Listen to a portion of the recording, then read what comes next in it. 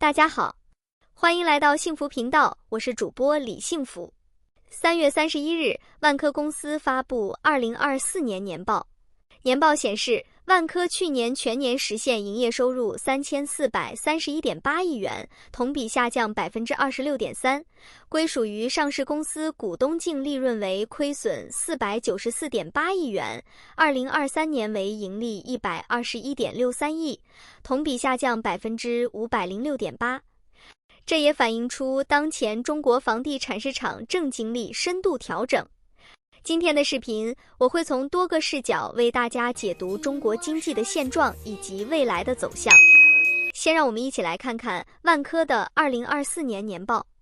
2024年，万科实现销售面积1810.7万平方米，销售金额2460.2亿元。2024年共交付327个项目，666个批次，合计交付房屋18.2万套。全年实现营业收入3431.8亿元，同比下降26.3%，归属于上市公司股东净利润为亏损494.8亿元，2023年为盈利121.63亿，同比下降506.8%。这也是万科自1991年以来首次出现年报归母净利润亏损，且亏损额度高达近500亿。至于亏损原因，万科表示，主要是开发业务结算规模和毛利率显著下降，新增计提了信用减值和存货跌价准备，部分非主业财务投资出现亏损。为更快回笼资金，公司对资产交易和股权处置都采取了更加坚决的行动，部分交易价格低于账面值。2024年，万科就合计计提了信用减值264亿元。截至报告期末，万科的存货金额还有5190亿元。用大白话说，就是低价卖了房子，库存的房子跌了价，部分投资亏了，为了钱低价卖了部分项目。这实际上也客观地反映了中国房地产市场的现状，开发商资金链已经绷紧到了极限。2024年已有超50家房企暴雷，行业负债超59万亿元，光利息就压得喘不过气。往后的形势会更加困难。而最终，深圳也加入了北京、上海、广州等3个中国1线城市，实行房票制度，更直观地把中国房地产已经无法挽救的这样的事实和盘托出。房票是房屋被拆迁后，政府根据原房屋价值评估出具的可用于购买商品房的代金券。一般来说，房票限定用于购买政府指定的商品房、保障性住房，直接引导拆迁补偿资金流入楼市。中国4大1线城市现在已经全部采用房票来安置补偿，而不再花费真金白银进行拆迁安置。这意味着政府可以减少安置房建设支出。2025年，深圳计划节约财政资金超120亿。而政府也可以优先把那些卖不出去的地段的新房以房票的形式去库存。2024年，深圳商品房库存去化周期已达22个月。但是实际上，这些滞销楼盘的开发商即使收到房票，实际上也等于是政府打的白条。开发商仍然无法支付上游供应商货款，当然银行也不会认这些开发商的房票。所以不到万不得已，开发商是不会和政府合作的。据一位大型房企相关负责人表示，按照正常的商品房销售流程，房屋签约后，经过贷款审批等程序，项目公司在2个月内即可获得房屋的全部款项。但在房票安置中，房票的款项多是分批次支付的，周期最长可达2年以上。他还表示，房票制度对资金监管非常严格，会增加资金回收的不确定性。此外，地方财政的宽裕程度也会影响开发商对房票制度的信心。往后的形势会更加困难。事实上，在2015年，当时的中国总理李克强提出实施制造强国战略，印发了《中国制造2025》。目标是摆脱利用低劳动力成本和供应链优势生产廉价低技术产品世界工厂的角色，提升中国工业的制造能力，从劳动密集型的车间发展成为技术密集型、附加值更高的制造业强国。但随着欧美各种贸易限制措施，中国各级政府仍然高度依赖房地产。但是近年来，中国楼市持续低迷，虽然政府数次出台稳楼市政策，但楼市仍直线下滑。楼市低迷导致民众的家庭资产不断缩水，人们对未来没有信心，不敢消费，经济处于持续通缩中。2024年底，多家国际信用评级机构看衰中国房市。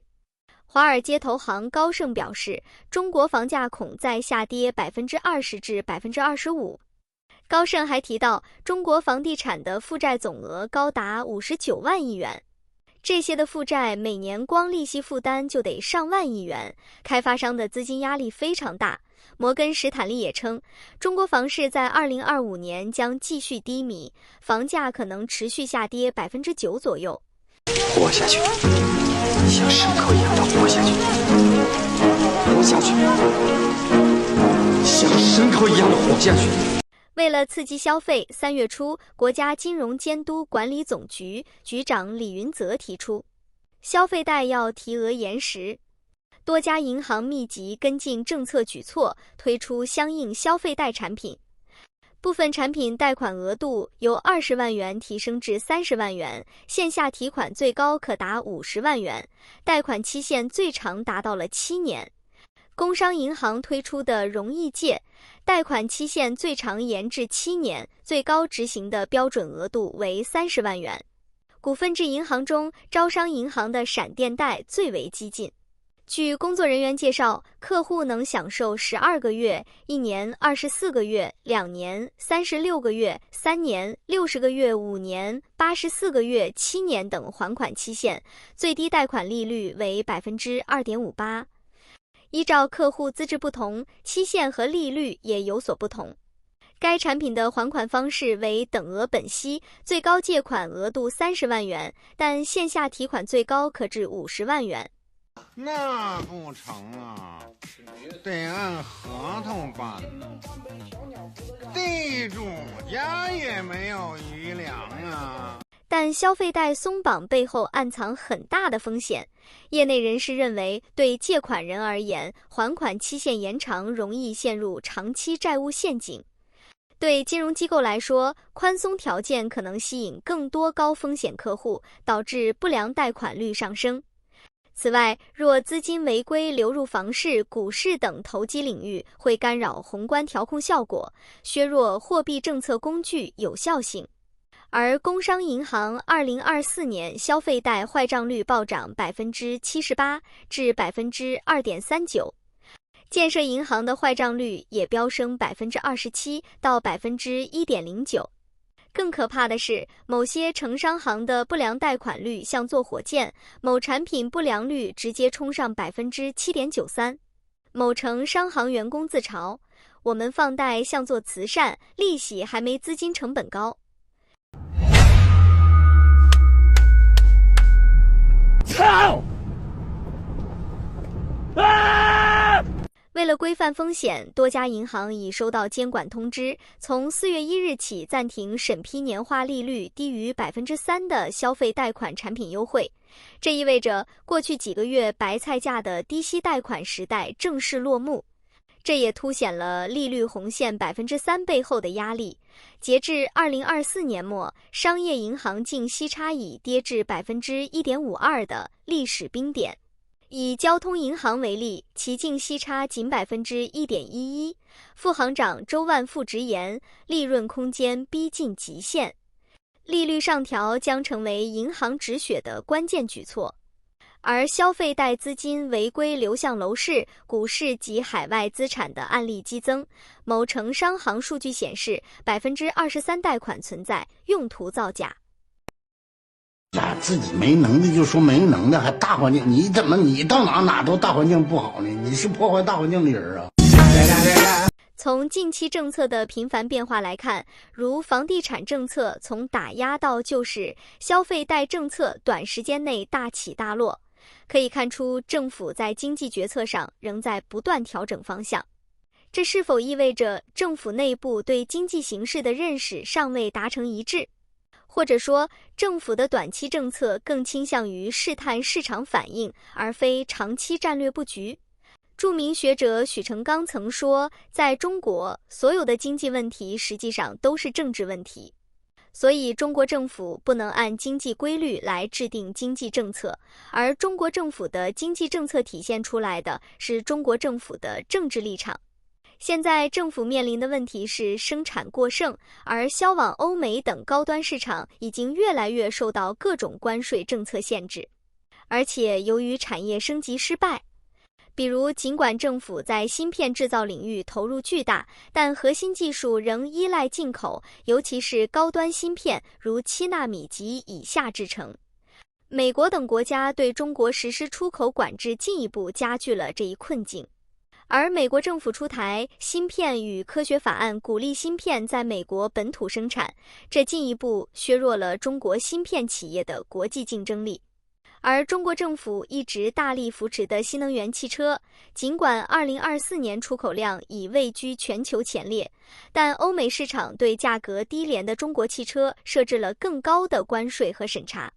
欧盟对中国电动车展开反补贴调查，这都让中国新能源汽车的海外销售的前景不明。我知道你有理，但我们先不讲道理。我知道你很急，但是你先别急。在这样的环境下，政府不愿意改变分配制度，或者说政府不愿意冒险去尝试改变分配制度。所以目前中国的一切问题都没有解决方案，而政府寄希望于以时间换空间，拖延问题，等待转机。但问题是，拖延真的能换来转机吗？在国际贸易环境不断恶化，国内经济下行压力加剧的情况下，政府的时间换空间策略能否奏效，仍然需要时间来验证。好啦，小伙伴们，今天的视频就到这里，希望大家喜欢。记得订阅我的频道，并分享您的看法。我们下期再见。发大财！